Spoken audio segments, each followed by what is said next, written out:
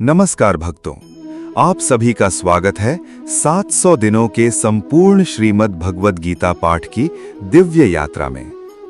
हम प्रतिदिन गीता के एक श्लोक के माध्यम से जीवन की गहराइयों, मन की उलझनों और आत्मज्ञान की दिशा को समझ रहे हैं। आज हम सुनेंगे अर्जुन विषाद योग का 10वां श्लोक।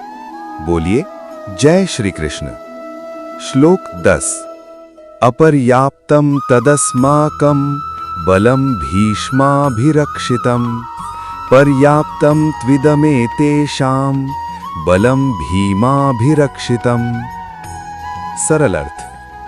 दुर्योधन कहता है, हमारी सेना जिसे भीष्म पितामह रक्षा कर रहे हैं असीम और बहुत शक्तिशाली है, और पांडवों की सेना जिसे भीम रक्षा कर रहे हैं सीमित है। भक्तों, ऊपर से देखने पर यह श्लोक केवल युद्ध की ताकत का वर्णन लगता है, लेकिन अगर गहराई से देखें तो यह श्लोक मनुष्य के अंदर चलने वाले कॉन्फिडेंस और इनसिक्योरिटी दोनों को दिखाता है। दुर्योधन अपनी सेना को अपर्याप्त यानी असीम और शक्तिशाली बता रहा है, लेकिन इंटरेस्टिंग बात यह है कि जब इंसान बार बार अपनी ताकत साबित करने की कोशिश करता है तो कई बार उसके अंदर कहीं ना कहीं डर भी छिपा होता है। बाहरी शक्ति और अंदर का डर। दुर्योधन के पास बड़ी सेना थी, महान योद्धा थे, सत्ता थी, संसाधन थे, फिर भी वो लगातार अपनी सेना की ताकत गिना रहा है। क्यों? क्योंकि केवल बाहरी ताकत होने से मन शांत नहीं हो जाता। अगर अंदर असुरक्षा हो तो इंसान जितनी बड़ी उपलब्धि पाले उसे फिर भी डर बना रहता है। मान लीजिए किसी कंपनी का मैनेजर हर मीटिंग में बार बार कहता है, हम सबसे बड़े हैं, हमारी टीम अनबीटेबल है, कोई हमें हरा नहीं सकता। ऊपर से ये कॉन्फिडेंस लगता है, लेकिन कई बार अंदर से वही व्यक्ति सबसे ज्यादा इनसिक्योर होता है। उसे डर होता है कहीं पोजीशन न चली जाए, कहीं दूसरे उससे बेहतर ना निकल जाए, कहीं उसका कंट्रोल कमजोर ना हो जाए। गीता हमें सिखाती है, असली कॉन्फिडेंस शांत होता है, उसे बार बार खुद को साबित करने की जरूरत नहीं पड़ती। आज सोशल मीडिया पर लोग लगातार अपनी सक्सेस दिखाते रहते हैं, luxury life, achievements, happy moments, लेकिन कई बार अंदर से वही व्यक्ति अकेलापन, कंपैरिजन और इनसिक्योरिटी महसूस कर रहा होता है, क्योंकि बाहरी दिखावा हमेशा अंदर की शांति का प्रमाण नहीं होता। कई स्टूडेंट्स एग्जाम के समय दूसरों को डराने की कोशिश करते हैं। मैंने पूरा सिलेबस खत्म कर लिया, मैं रोज 15 घंटे पढ़ रहा हूं, कोई मुझे बीट नहीं कर सकता। लेकिन अंदर से वही स्टूडेंट एंजाइटी और फियर में होता है, क्योंकि कंपैरिजन जितना बढ़ता है मन उतना ही अस्थिर होता जाता है।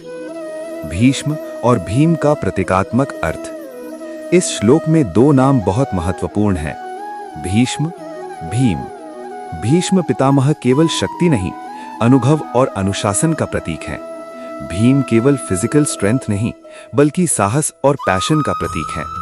गीता हमें सटली दिखाती है, जीवन में केवल रिसोर्सेस काफी नहीं है, सच्ची शक्ति मन की स्थिति और उद्देश्य से आती है। संख्या बनाम संकल्प।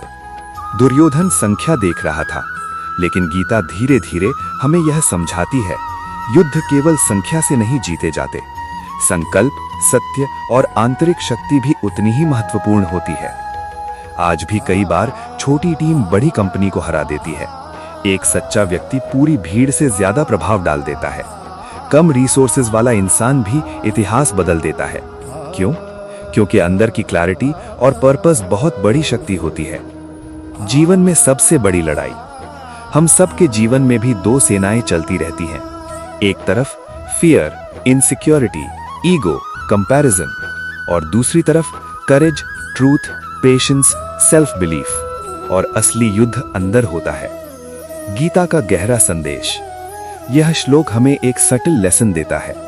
जो व्यक्ति अंदर से स्थिर होता है उसे अपनी ताकत का शोर नहीं मचाना पड़ता, और जो व्यक्ति हर समय खुद को प्रूव करने में लगा रहता है वो अक्सर अंदर से अप्रूवल ढूंढ रहा होता है। आधुनिक जीवन में इस श्लोक की जरूरत। आज की दुनिया कंपैरिजन पर चल रही है। कौन ज्यादा सक्सेसफुल है, किसके पास ज्यादा पैसा है, किसके फॉलोअर्स ज्यादा है, कौन ज्यादा पावरफुल दिखता है। लेकिन गीता हमें याद दिलाती है, बाहरी ताकत से ज्यादा जरूरी है अंदर की स्थिरता। सच्ची शक्ति क्या है? सच्ची शक्ति वो नहीं जो दूसरों को डराए। सच्ची शक्ति वो है जो मुश्किल समय में शांत रहे, जो ट्रूथ के साथ खड़ी रहे और जिसे बार बार खुद को प्रूव करने की जरूरत न पड़े। आज की जीवन शिक्षा। असली शक्ति शोर नहीं करती, वो अंदर की स्थिरता और सत्य से पैदा होती है। भक्तों, गीता हमें धीरे धीरे यह सिखा रही है कि जीवन की सबसे बड़ी जीत केवल बाहरी ताकत से नहीं मिलती। सच्ची जीत तब मिलती है जब मन भय और असुरक्षा से ऊपर उठकर सत्य में स्थिर हो जाए। और इसी जीवन संघर्ष के बीच श्री कृष्ण अर्जुन को वो ज्ञान देने वाले हैं जो पूरी मानवता का मार्गदर्शन बनेगा। चैनल को सब्सक्राइब करें, वीडियो को लाइक करें, कमेंट में लिखें जय श्री कृष्ण और बताइए, क्या आज की दुनिया में लोग बाहरी सफलता दिखाने में ज्यादा व्यस्त हो गए हैं? जय श्री कृष्ण। राधे राधे।